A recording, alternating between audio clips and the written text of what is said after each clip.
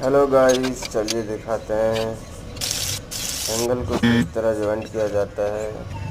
आधे लोग तो एंगल को कटिंग करके फेंक दिया जाता है, लेकिन इसमें कोई कटिंग नहीं होता है, सिर्फ एक ही पीस कट के निकलता है।